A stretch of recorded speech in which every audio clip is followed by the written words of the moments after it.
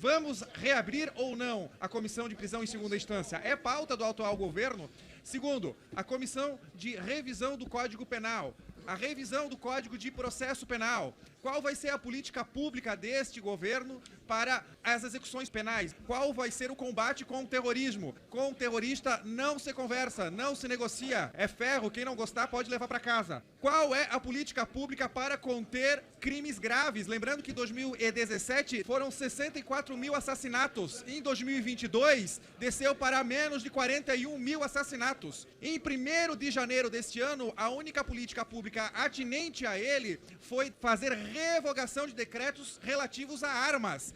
Na favela da Maré existem inúmeras armas ilegais. Já que o ministro tem relação e abertura para adentrar naquela comunidade, seria de bom tom ele promover uma fiscalização e o recolhimento dessas armas ilegais que estão lá naquela comunidade. É mais um atropelo aos direitos fundamentais dos brasileiros. Lula da Silva, recém-eleito, acaba de impor a vacinação obrigatória às crianças pobres do Brasil. Imagine-se usando chantagem para com os pais destas crianças. Porque o Bolsa Família vota com condicionante. Qual é a condicionante? As crianças têm que ser vacinadas. Se não tiver atestado de vacina, a mãe também perde o benefício.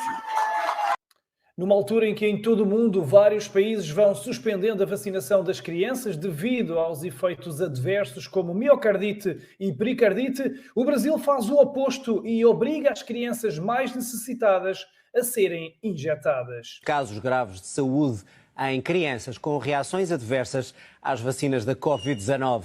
A Direção-Geral de Saúde pede, por isso, atenção a possíveis sintomas logo a seguir à vacinação de crianças e jovens dos 5 aos 17 anos. O risco de miocardite vai aumentando com o número de doses adicionais. Nós sabemos isto há mais de 1 ano e meio.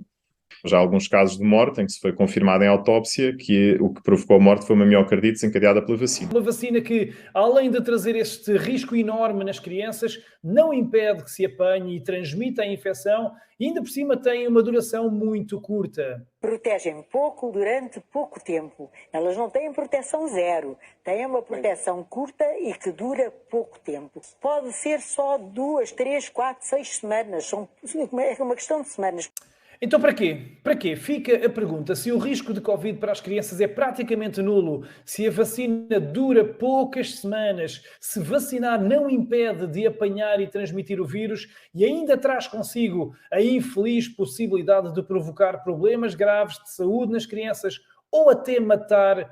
Porquê que este novo governo brasileiro quer fazer correr riscos tão grandes às crianças do país ao ponto de chantagear os pais mais pobres? Porque os pais ricos, esses não serão chantageados.